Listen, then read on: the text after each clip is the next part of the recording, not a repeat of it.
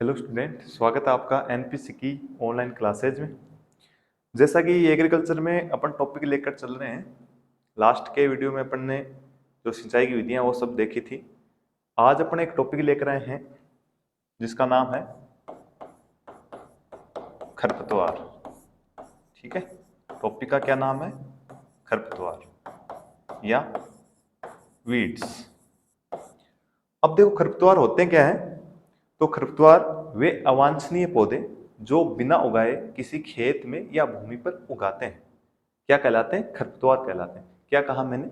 वे अवांछनीय पौधे जो बिना उगाए खेत में या भूमि में उगाते हैं, क्या कहलाते हैं? खरपतवार कहलाते हैं। ठीक है, जैसा कि यहाँ लिखा हुआ है, वे अनैच्छिक पौधे जो बिना बोई गई फसल में उगाते हैं, है ना, नहीं बिना बोए फसल में उगाते हैं, खरपतवार कहलाते हैं।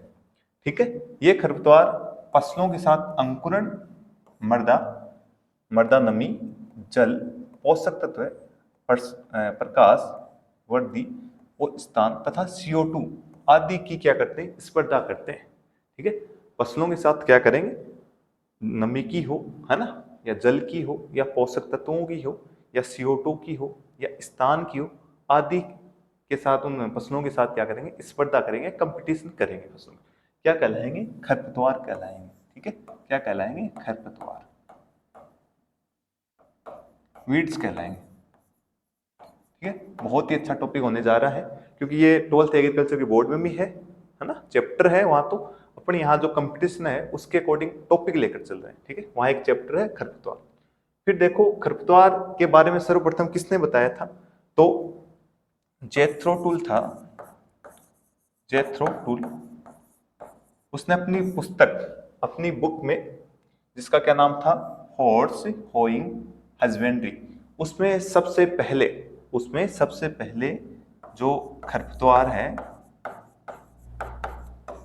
उस शब्द के बारे में बताया था, था। ठीक है, इसलिए जेथ्रो टूल को क्या कहा जाता है? खरपतवार विज्ञान के जनक या पिता के रूप में जाना जाता है।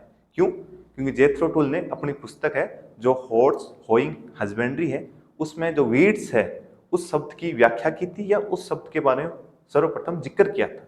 इसलिए इन्हें क्या कहा जाता है? जो खरपतवार है उसके पिता के रूप में जाना जाता है, या फादर ऑफ वीड्स के रूप में इन्हें जाना जाता है। ठीक है, फिर आप ध्यान में रखना कि जेथ्रो टूल है उसको जीरो टिलेज, है ना, फादर ऑफ जीरो टिलेज के पिता भी कहा जाता है। ये भी ध्यान में रखना, ये क्वेश्चन भी इंपॉर्टेंट है।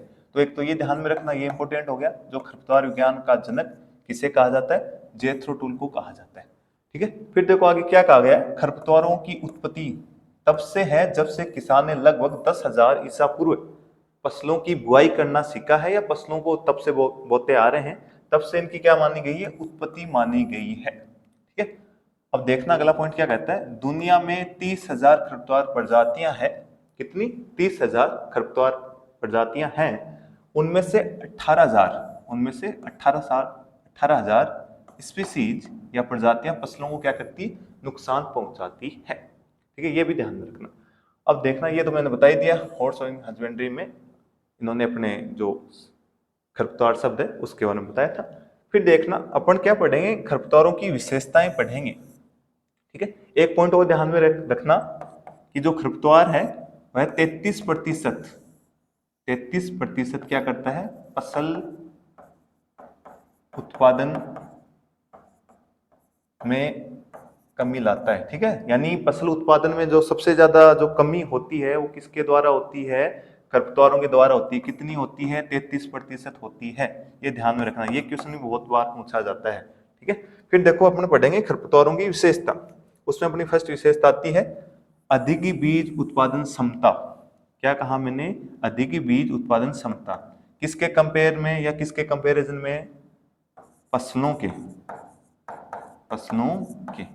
यानी खरपतवारों में ऐसी क्षमता पाई जाती है, अधिक बीज उत्पादन की क्षमता पाई जाती है। किसकी तुलना में? फसलों की तुलना में। ठीक है, जैसे कुछ एग्जाम्पल दिए हुए यहाँ पर, गाजर घास और सत्यानाशी का बीज का जो पौधा है कितना बीज उत्पादित करता है? 5,000 प्रति पौधा उत्पादित करता है। फिर अमरवेल, ठीक है, कितना करता है? 16,000 बीज प्रति पौधा उत्पादित करता है। फिर बथुआ कितना? 72,000 बीज प्रति पौधा उत्पादित करता है। मकोई, ठीक है, कितना करता है? 1,75,000 बीज प्रति पौधा उत्पादित करता है।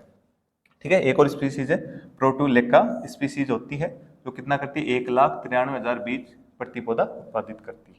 फिर जंगली चौलाई है, कितना करती है? 1,96,000 बीज प्रति पौधा।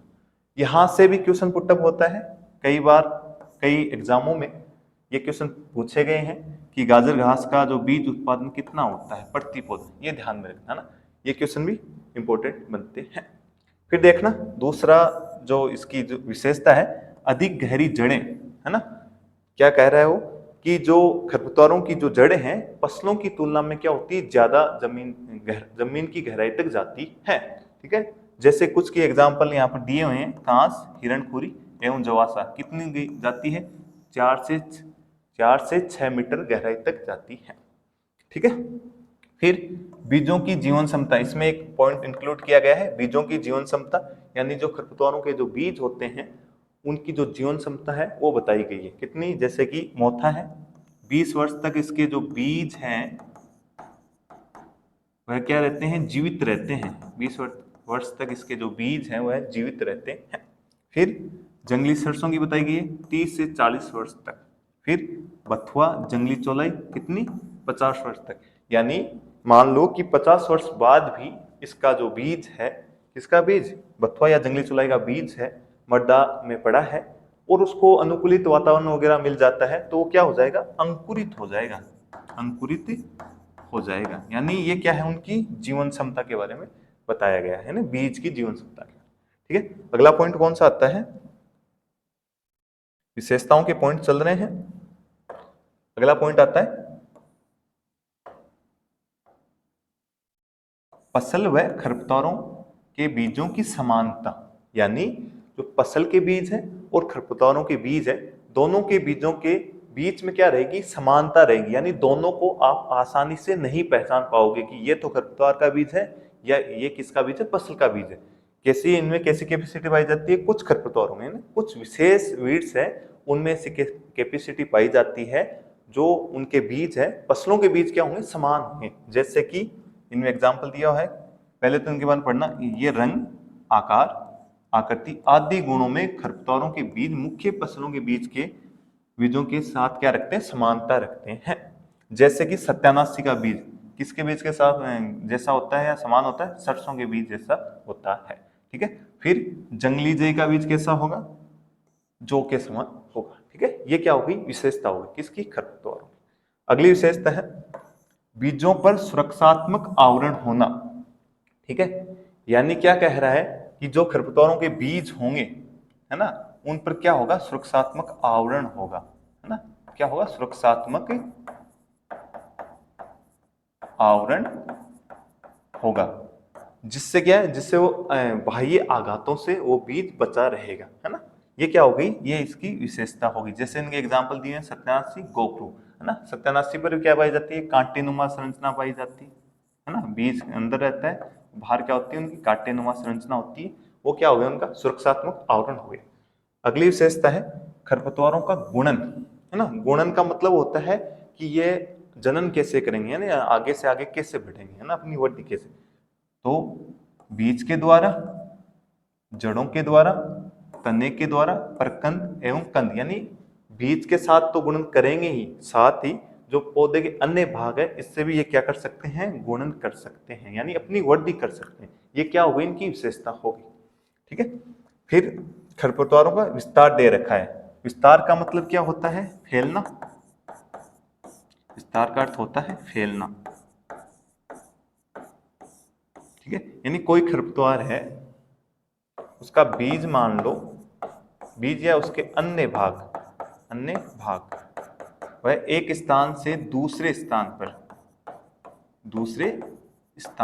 पर किसी माध्यम से जाएंगे, है ना, किसी माध्यम से जाएंगे। इस प्रक्रिया को क्या कहा जाता है? इसको कहा जाता है प्रसार। ठीक है, इसमें वो क्या कह रहा है? इसमें देखो, हवा के द्वारा भी जा सकते हैं, जल के द्वारा भी जा सकते हैं, पशुओं के द्वारा भी जा सकते हैं, मनुष्य के द्वारा भी जा सकते हैं, फार्म मशीनरी, यानी जो मशीन काम में आती हैं जुताई या बुआई करने के लिए, उनके माध्यम से भी एक स्थान से दूसरे स्थान या खेत में जा सकते हैं। खेत में औजार काम में आते हैं, उनके द्वारा भी जा सकते हैं, और फसलों के बीज के साथ मिक्स होकर भी जा सकते हैं। फिर अगली विशेषता आती है बीज प्रसुप्ति, है ना। यानी इसमें क्या कह रहा है, जंगली सरसों, काली सरसों और जंगली जई की बीजों में क्या पाई जाती है, प्रसुप्ति पाई जाती है। प्रसुप्ति का मतलब होती है विपरीत परिस्थितियों में बीज को जीवित बचाए रखना। क्या कह रहा है वो, प्रसुप्ति का अर्थ हुआ कि जो खरपतवार का बीज है, कैसी भी कंडीशन हो उसमें वो क्या है, वो जीवित बचा रहेगा, है ना, नष्ट नहीं होगा, उसको कहते हैं प्रसुप्ति, बीज प्रसुप्ति। यानी किसमें पाई जाती है, जंगली सरसों, काली सरसों और जंगली जई के बीजों में ऐसी विशेषता पाई जाती है। फिर अगला पॉइंट आता है बीज की दीर्घायु, है ना, ये इसकी विशेषता आती है अगली, बीज की दीर्घायु। तो कमल के बीज में 1000 वर्ष के बाद भी अंकुरण होने की क्या पाई जाती है, क्षमता पाई जाती है। ठीक है, आज के अपन इस वीडियो में अपन ने क्या पढ़ा, पहले तो अपन ने देखा